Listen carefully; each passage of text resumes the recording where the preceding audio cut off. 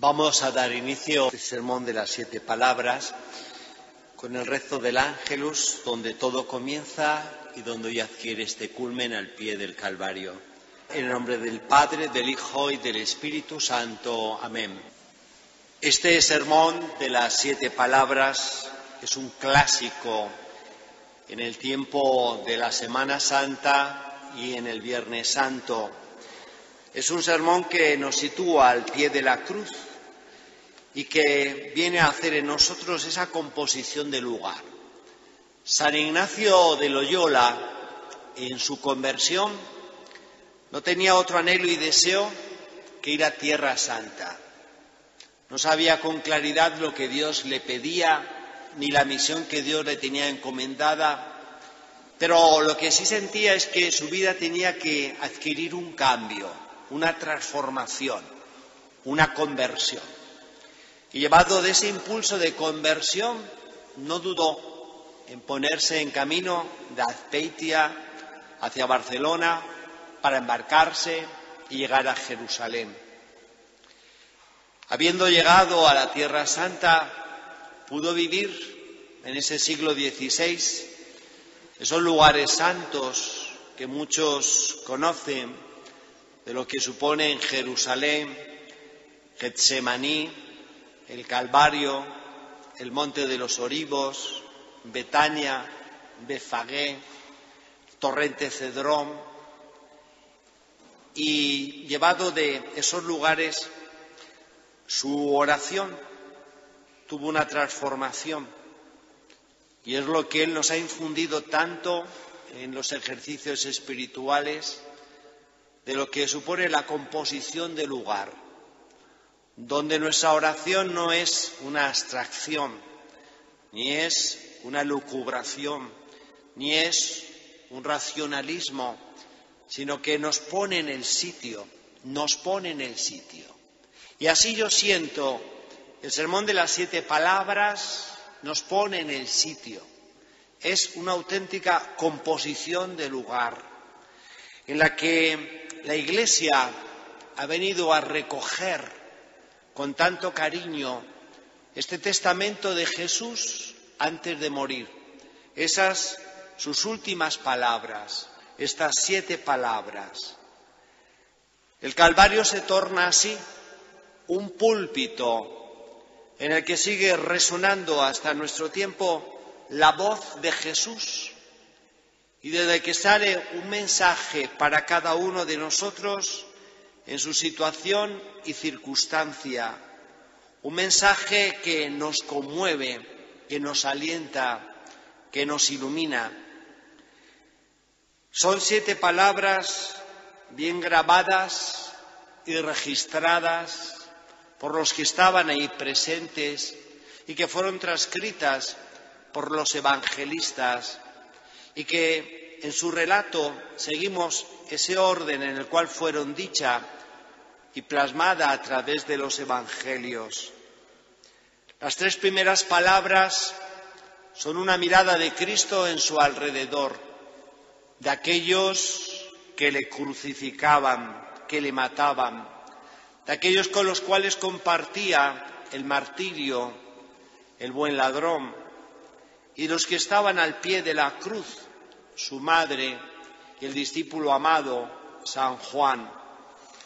La 4ª palabra, que ocupa el centro de las 7, nos lleva a la relación con Dios Padre, parafraseando ese Salmo 21, Dios mío, ¿por qué me has abandonado? Esgrimiendo ese momento terrible de oscuridad y sensación de sentirse como que está solo ante el dolor. Y las 3 últimas palabras son un anuncio redentor de una misión que ha sido realizada. Puestos en este santo lugar del Calvario, abriendo nuestro oído y nuestro corazón al mensaje que el Señor nos quiere transmitir en este Viernes Santo de este año 2022, en medio del año jubilar teresiano en su 4º centenario, pongamos atención al mensaje que se nos quiere transmitir en el recorrido de estas 7 palabras. Vayamos con la primera de ellas. Padre, perdónales porque no saben lo que hacen. Yo me pregunto, ¿nosotros sabemos lo que hacemos? ¿Somos conscientes de lo que estamos haciendo? ¿Vivimos tal vez en esa inconsciencia de la vida donde transitamos, nos levantamos, nos cansamos, vamos, venimos, hablamos, decimos, mandamos WhatsApp? ¿Sabemos lo que hacemos? Una inconsciencia de la vida que, menos mal, es consciente Dios de nuestra vida. Y así, más de alguna vez nos hemos deparado en un momento de oración, en una gracia especial, sintiendo como Dios en nuestra inconsciencia ahí estaba. Aun a pesar que deambulabas por la vida, aun a pesar de que muchos días estabas como borracho, a pesar de que parecía que la vida era siempre juerga, a pesar de que no pensabas más que en ganar dinero, en triunfar, a pesar de que solo pensabas en ti mismo, en tu deporte, en tus gustos, en tus hobbies, en tus aficiones, en esa inconsciencia de tu vida, Dios ahí estaba. Él sí era consciente. Y poco a poco te fue mostrando lo que tendrías que hacer. Y bien expresó San Ignacio de Loyola en su conversión. ¿Qué es lo que he hecho por Cristo? ¿Qué debo de hacer? ¿Qué tengo que hacer?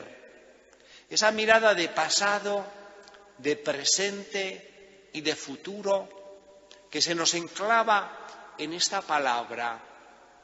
Perdónales porque no saben lo que hacen.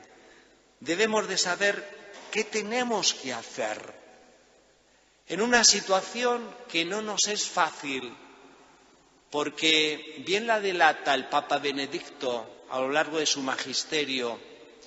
Vivimos en una dictadura del relativismo, donde todo es más o menos, y en el más o menos, pues también en ámbito moral y en ámbito de actuación, pues no sabemos qué tenemos que hacer, si está bien o si está mal.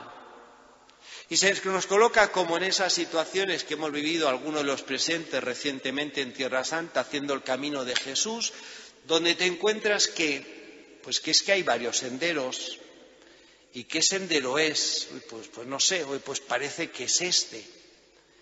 Y luego te das cuenta de que no era ese, que ese es todo pedregoso, que tiene un arroyo, que ahí no hay quien pase. Pues nos hemos confundido.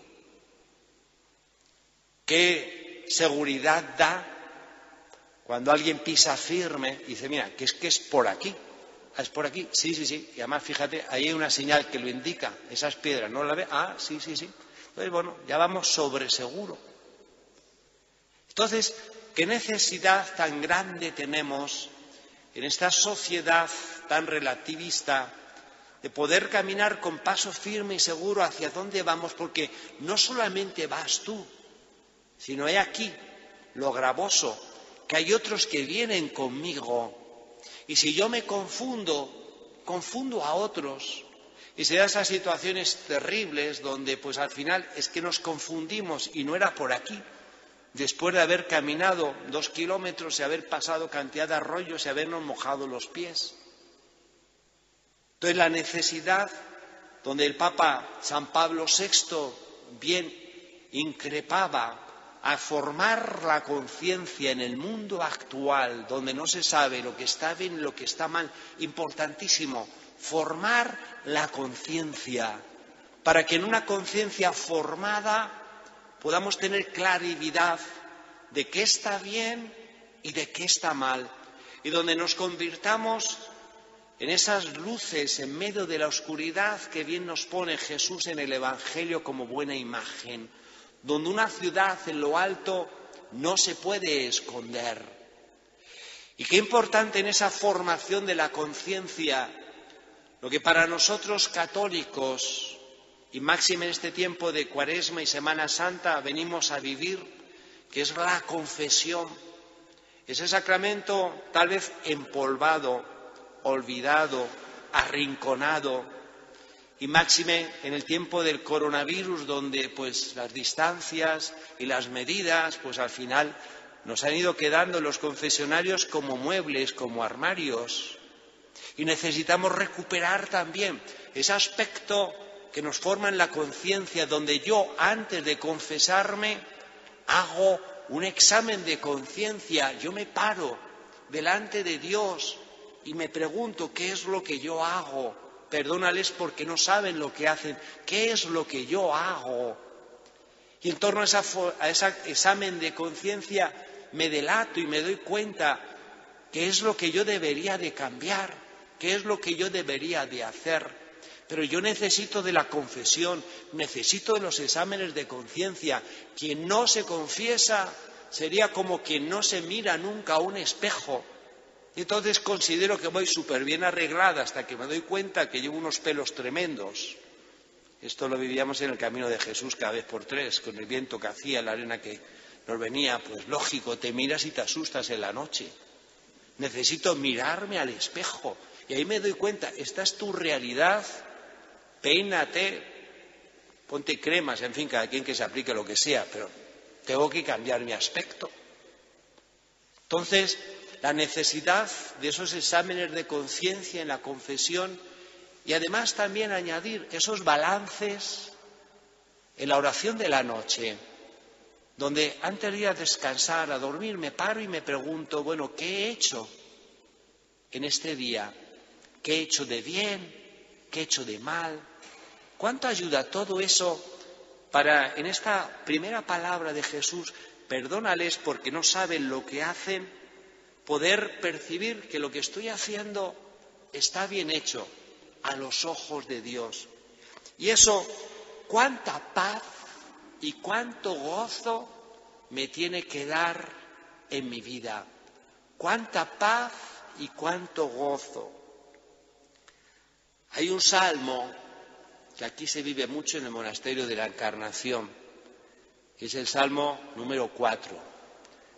En paz me acuesto y enseguida me duermo, porque tú solo me haces vivir tranquilo.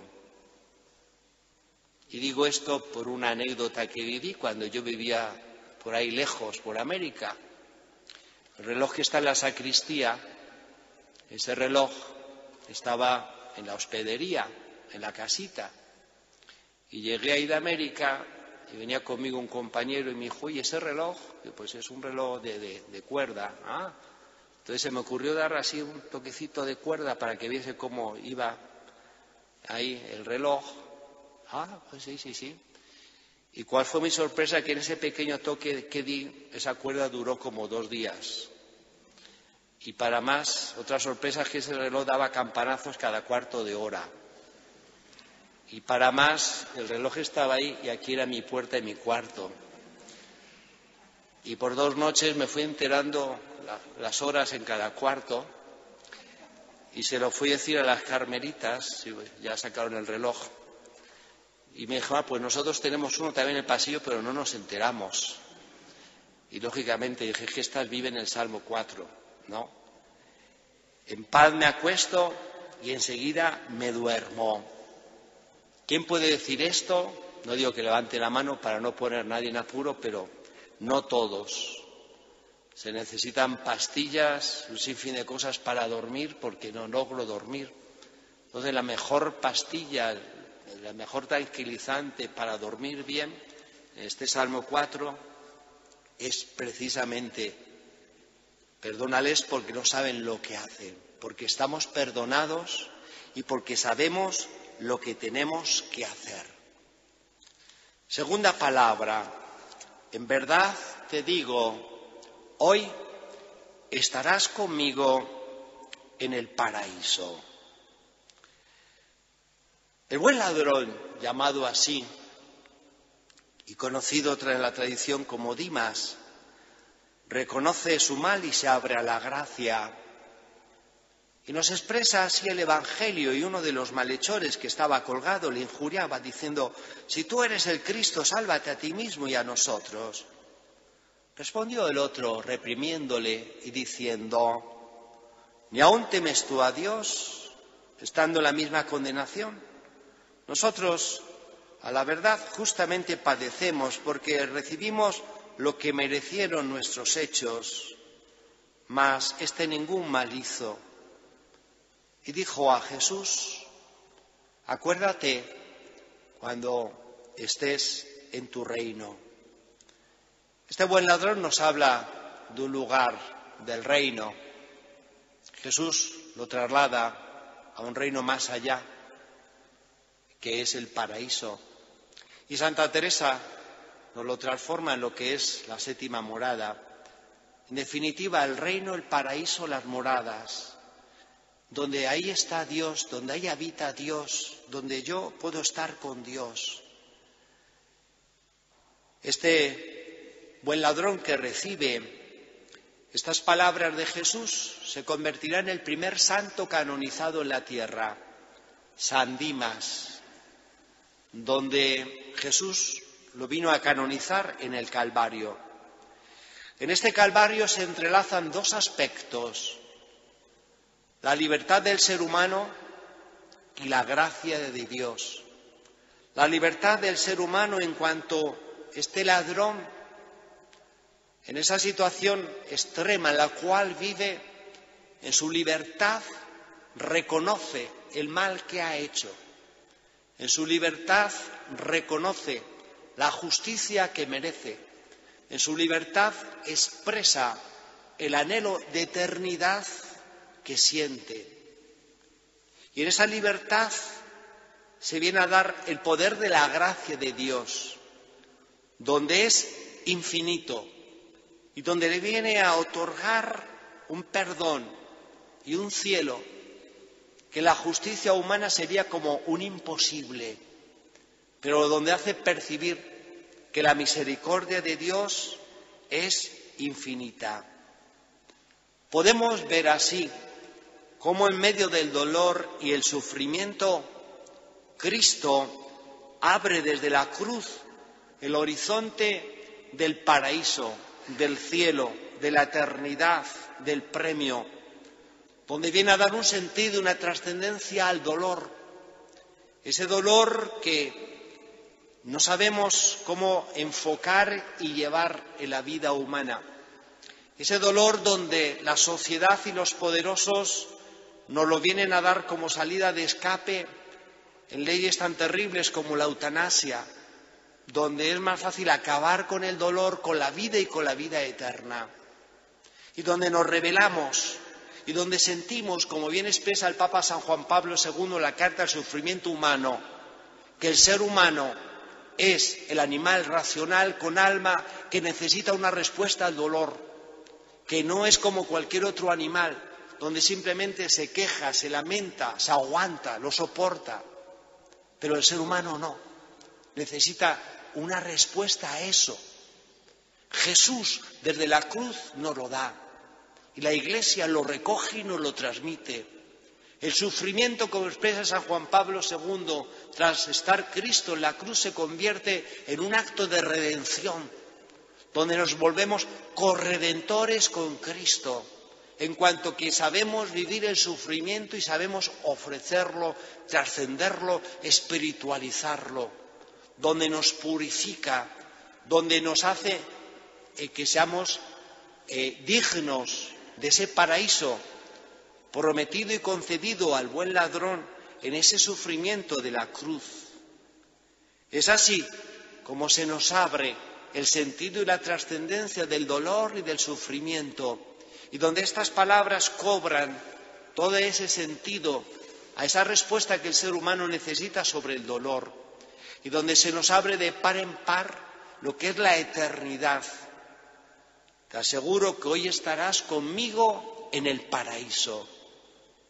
Ese paraíso, y para los niños que estáis aquí, que esa Santa Teresa con pocos años de vida, en sus juegos con su hermano Rodrigo, comenzaba a saborear de que era para siempre, para siempre, para siempre, y en el que percibían en la lectura de los santos y de los mártires que si dar la vida por Cristo, pues tendremos el paraíso para siempre, para siempre, para siempre. Y en ese entusiasmo pues se fueron para siempre, anhelando y gritando camino del río Adaja, de los Cuatro Postes, y ese lugar en el que la tradición mantiene que ahí fueron encontrados por su tío Pedro, que les preguntó: niños, ¿dónde vais? Y Santa Teresa, que tenía 9 años, y su hermano Rodrigo 7, que vamos a morir a tierra de moros por Cristo. Y su tío dice: dejaos tonterías, se lo sube al caballo, lo lleva a su padre. No sabemos qué diría su padre y su madre cuando se presentó el tío ahí con los hijos, ¿no? que se iban a morir a tierra de moros. Pero ahí resuena ese para siempre, que estuvo en la vida de Santa Teresa y que le llevó a tanta cosa.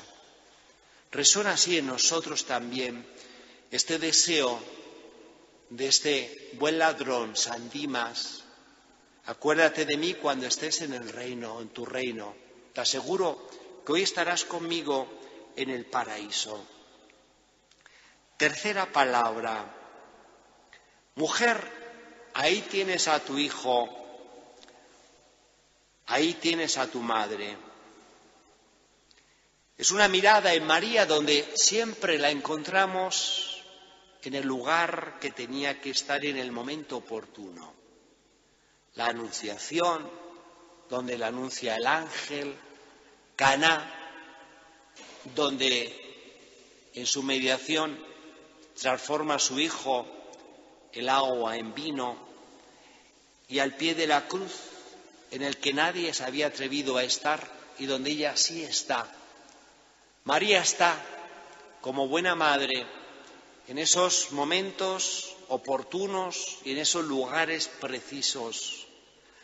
Aquí, al pie de la cruz, y con estas palabras se entrelaza la filiación y la maternidad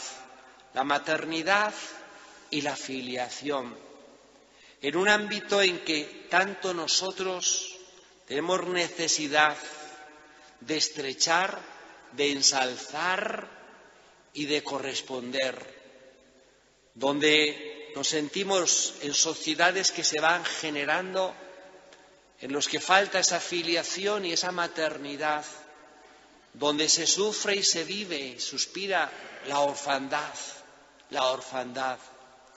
esa filiación que nos hace sentirnos que tengo una madre, que tengo un padre, esa maternidad que hace vivir a la mujer su sentido, esa maternidad con respecto a sus hijos, esa filiación y esa maternidad.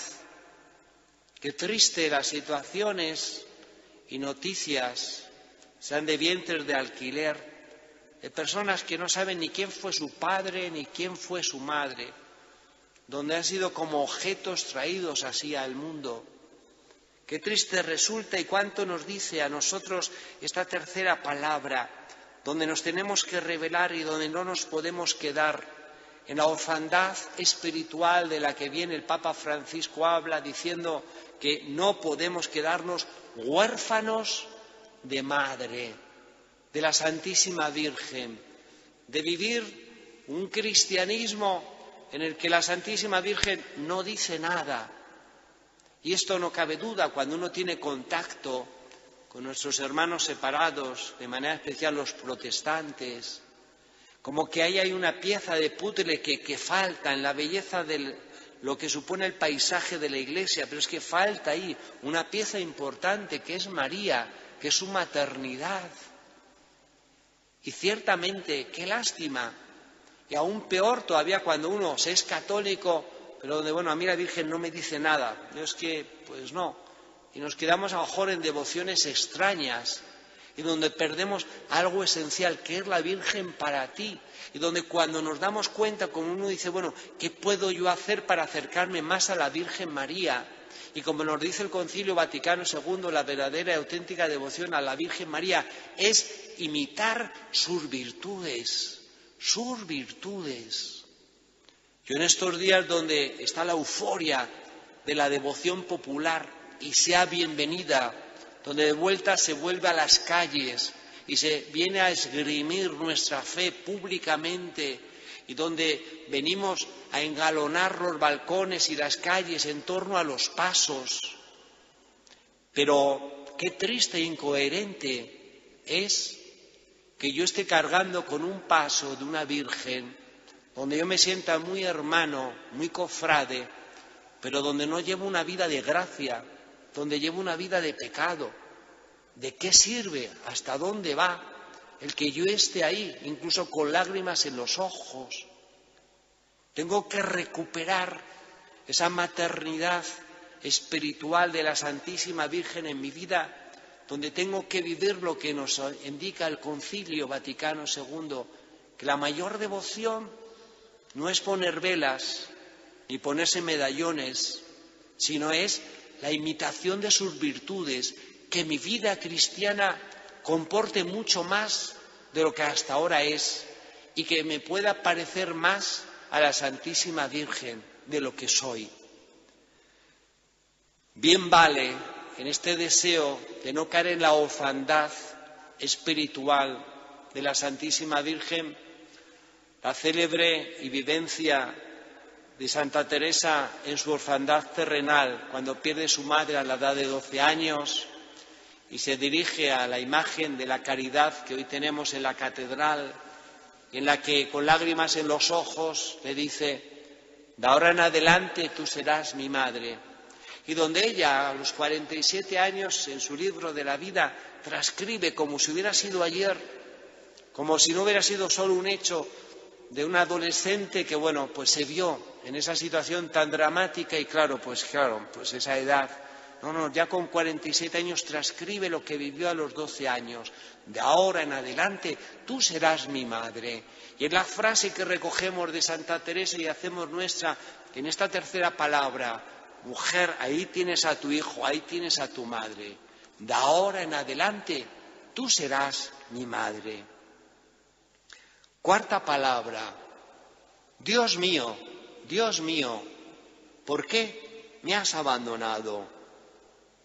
Jesús, como buen judío que era, en el entorno que él nació, vivió, transcurrió su vida, su madre, su padre, sus abuelos, sus familiares, le enseñaron a rezar. Qué humildad, todo un Dios aprendiendo a rezar. Y como todos nosotros como niños fuimos aprendiendo de memoria oraciones que nunca se nos han olvidado. Ángel de la guarda, dulce compañía, no me desampares ni de noche ni de día, no me dejes solo que me perdería. Jesucito de mi vida, y bueno, ya tienes 40 años, 50 y lo sigues rezando, eres niño como yo, por eso te quiero tanto y te doy mi corazón, y ahí estás. Yo recuerdo en Argentina, estaba en un hospital atendiendo a una persona y en el pasillo una señora me dijo: oye, ¿usted podría pasar a la UBI que tengo a mi padre que está muy mal? Ah, sí, usted es español, ¿no? Por el acento, sí, soy español. Ah, pues mi familia es de origen, es gallego. Ah, muy bien. ¿Y dónde son? De Lugo. Ah, bueno. Entro ahí, el señor estaba todo entubado, no respondía nada. Y justo le comencé a rezar oraciones así. Y de repente comenzó a gesticular. Hasta la enfermera que atendía decía: este señor no ha dado ninguna señal de vida. ¿Y eso por qué? Porque esas oraciones le llegaban profundamente a todo su ser y percibía esa fe que había vivido de niño y que estaba tal vez en sus últimos momentos de vida, pero donde recuperaba esa fe que había vivido y se le hacía una realidad. Jesús aprendió también de niño oraciones y esta es el Salmo 21. Dios mío, ¿por qué me has abandonado? Es una oración en los labios moribundos de Jesús, de impetración, de súplica. Entramos en esa noche oscura de la que bien nos habla, dirige e ilumina nuestro Santo Padre San Juan de la Cruz. Jesucristo asume las oscuridades y los abandonos en la vida. Santo Tomás de Aquino, en la Suma Teológica, hablando de la encarnación, se pregunta, ¿por qué Dios se hizo hombre? Y se responde las cuestiones. Se hizo hombre para redimirnos del pecado. Pero inteligente que era, como que no le basta eso, ¿no? Porque, bueno, pues sí, pero si Dios era todopoderoso, pues bastaría un milagrito y no tenía que estar ahí 33 años aguantándonos, ¿no? Entonces, corresponde con otra cuestión, donde añade, se hizo hombre para redimirnos del pecado y dejarnos un ejemplo de vida, un ejemplo de vida. Y en ese ejemplo de vida, Jesús quiere asumir todas las situaciones y facetas del ser humano, inclusive esta, la de la oscuridad, la del abandono, la de la tiniebla, en la cual por ahí pasamos todos, con mayor o densidad de oscuridad, de bruma, de tiniebla.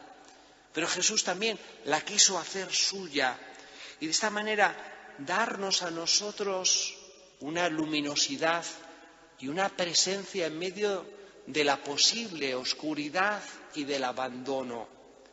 Un Dios que está atrás de lo que parece un abandono, como la madre ante su niño pequeño, donde quien no ha hecho la experiencia, como mamá, otra vez también como papá, en su bebé, pongámosle que ya parece que camina, ¿no? Y entonces, bueno, me quedo así mirándole, digo, se pegará un golpe, no se pegará un golpe, pero le dejo solo para ver, oh, fíjate, ¿no? Oye, que ya da un paso, O esas situaciones donde a veces el niño es inteligente y es capaz de abrir la puerta, y ahí estoy, ¿no?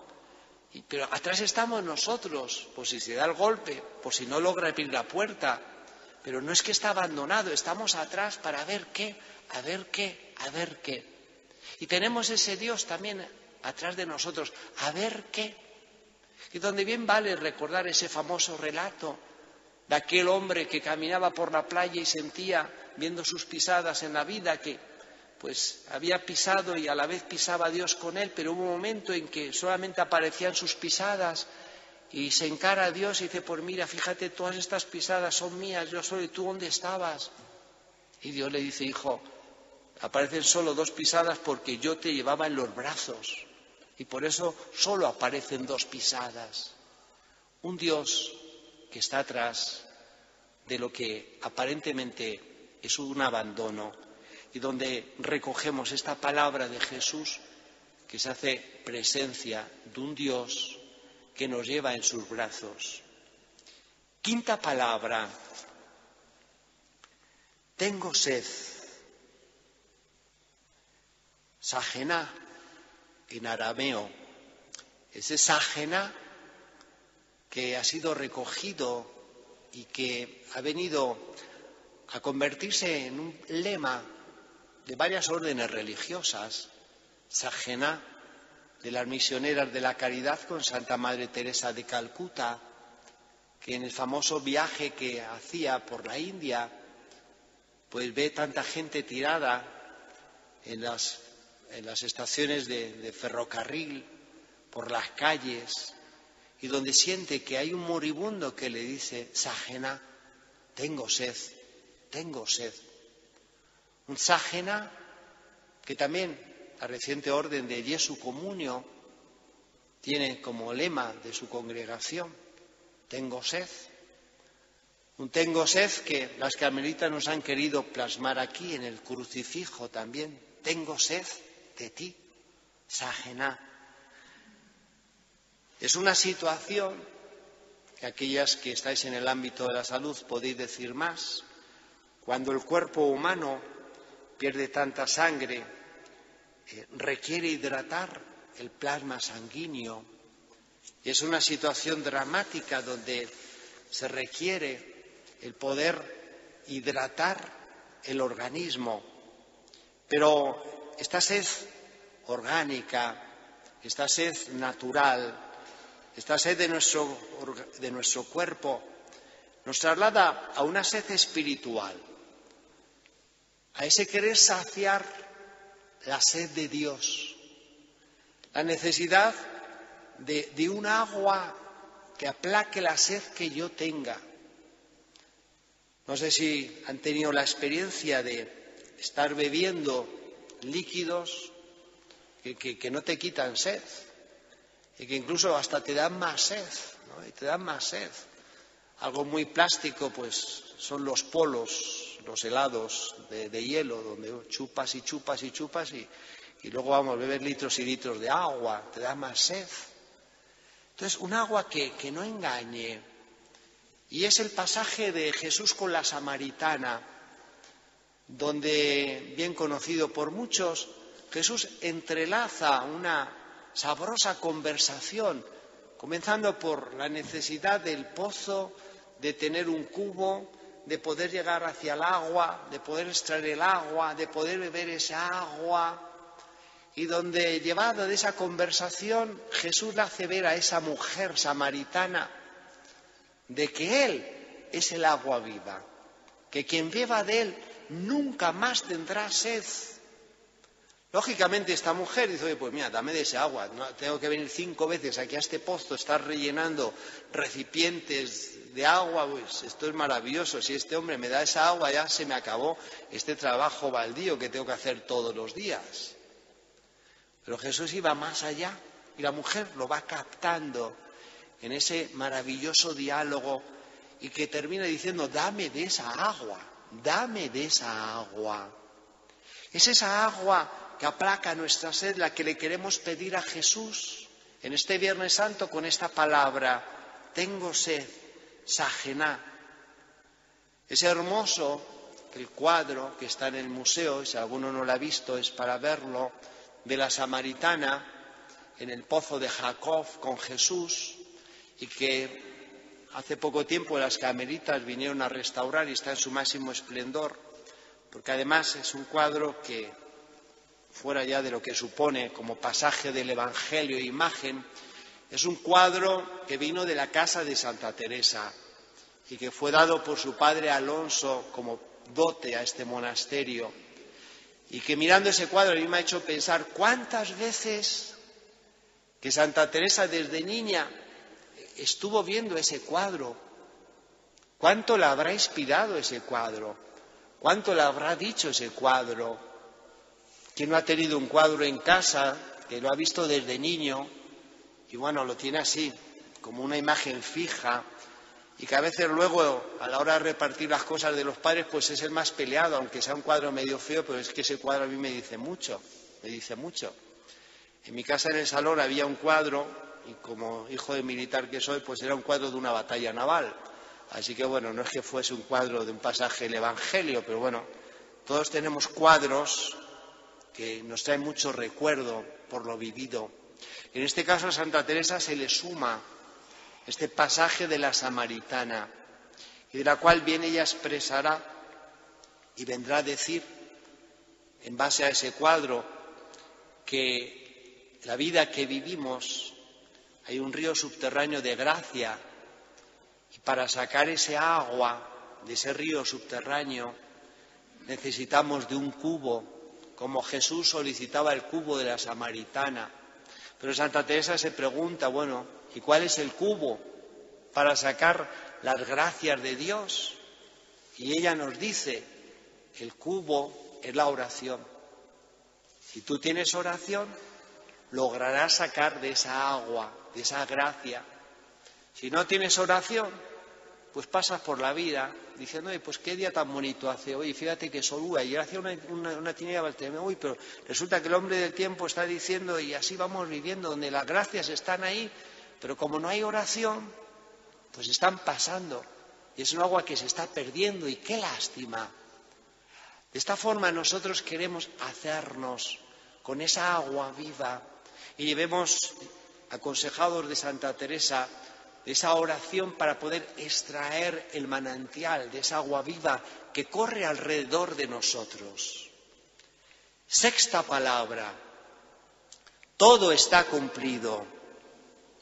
Jesús vino al mundo consciente de su misión. Nosotros nos fuimos enterando poco a poco, en el transcurrir de los años, y quizás alguno también ni se ha enterado cuál es su misión, pero no cabe duda que vamos entendiendo la vida, nos ponemos delante de Dios, vamos percibiendo cuál es nuestra misión, cuál es nuestro camino de santidad, y como que nos damos cuenta de que esto es lo que Dios quiere, Dios para mí.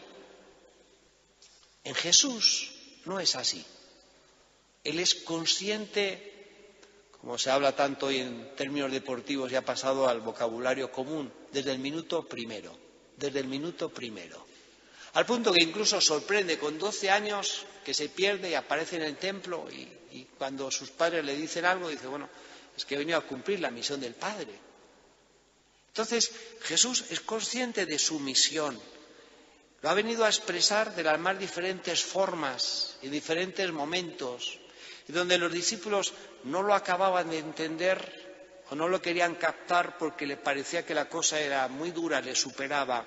Pero Jesús es consciente de que vino para esta misión y ahora llega el culmen de la misma, que es su cumplimiento.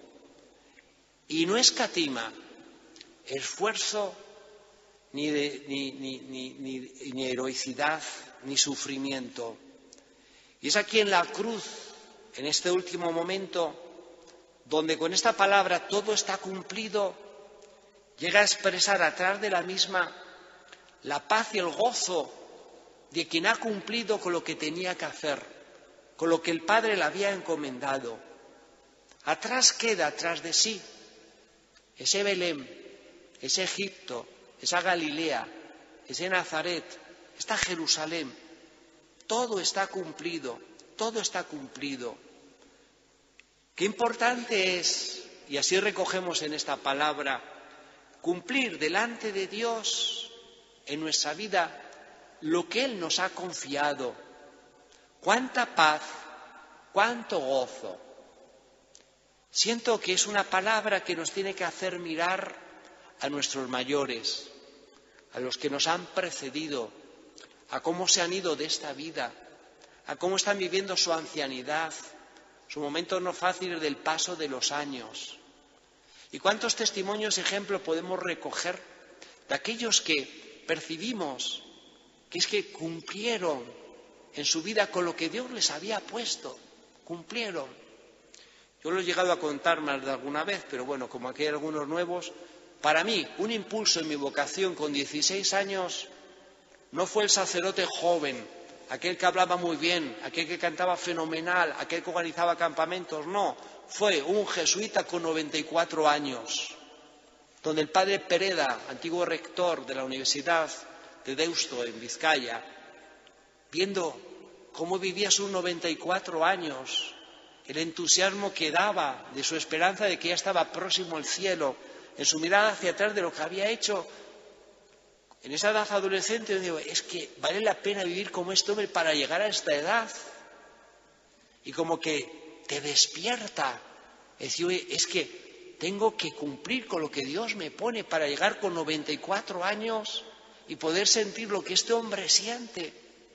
Y no lo que nos encontramos muchas veces en residencias de mayores donde están, pues eso, como amargados, enfadados de la vida, como desconformes, porque quizás no hubo este momento que nosotros ahora aquí vivimos donde nadie tiene 94 años, ni siquiera la hermana Teresa que tiene 92.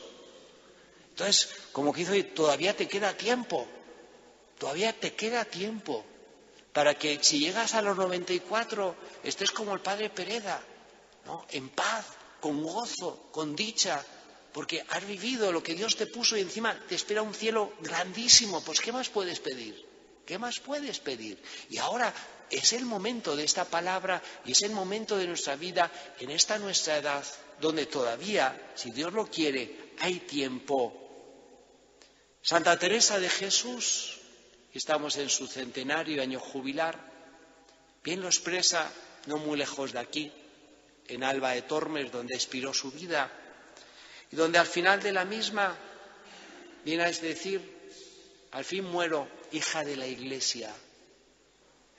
Muere en el camino, muere viniendo de una fundación, muere donde no lo esperaba, pero muere consciente de haber cumplido su misión.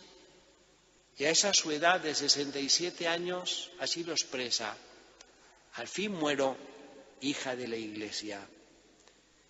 Séptima y última palabra. Cuando yo era novicio y teníamos siempre este sermón, pues a veces uno ha trasnochado mucho, está mal de sueño, en fin. Entonces cuando ya decía séptima y última palabra, como que uno despertaba: oye, esto ya se acaba. Así que bueno, ya esto se acaba, ¿no? Yo creo que el aire acondicionado que tenemos aquí hace que no nos durmamos ninguno, porque todos están súper despiertos, ¿no? Padre, en tus manos encomiendo mi espíritu. Es este salto de lo terreno a lo eterno. Ese es cerrar la puerta de la vida terrenal y abrir la puerta de la vida eternal, sabiendo que atrás de ella está el Padre. Ese Padre que podemos poner imagen de las misericordias, del Hijo pródigo, donde está ahí con los brazos abiertos corriendo hacia ti para colmarte de besos. Jesús es consciente de esta entrega, de este pase, de este abrir y cerrar, de este cerrar y abrir puerta. Padre, en tus manos encomiendo mi espíritu. Aquel que resucitó a muertos, a la viuda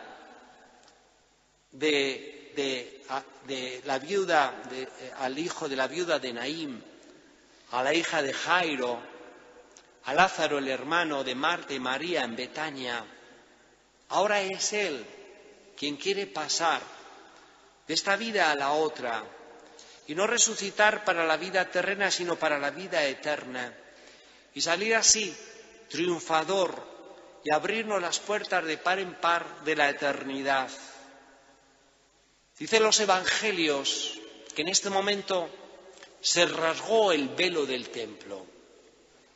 En estos días que estábamos por Jerusalén, y justo está aquí Chuchi, que estaba conmigo, le dije: mira, ¿ves ahí en el Calvario esa ventanuca? Sí, ahí hay una grieta y hay un sensor, un medidor que los geólogos colocan y que hoy en día se puede saber con bastante exactitud a qué tiempo se produjo una grieta en una roca y donde está catalogada de hace 2000 años. Y quien quiera creer que crea, pero esto no lo dicen los evangelios sino los geólogos. El evangelio sí nos dice que hubo un terremoto y que se rasgó el velo del templo. Y el velo del templo no es que era una cortinita, no, era toda una piedra decorativa enorme donde se rasgó. Se rasgó y donde puede llegar a expresar esa apertura donde Jesucristo en su muerte viene a rasgar lo más santo que había, haciéndonos entrever que ya no necesitamos el templo de Jerusalén, que hasta el día de hoy sigue sin estar, porque Él estará con nosotros todos los días hasta el fin del mundo, en cualquier parte y rincón del mundo, de manera especial aquí entre nosotros a través del sacramento de la Eucaristía, y donde de esta manera Jesucristo irrumpe en el ser humano y hace que su presencia sea una presencia constante y vital entre nosotros. Yo estaré con vosotros todos los días hasta el fin del mundo. Miramos así, y con esto termino, con Santa Teresa, donde ya en su lecho de muerte también viene a expresar: es tiempo de caminar, es tiempo de caminar.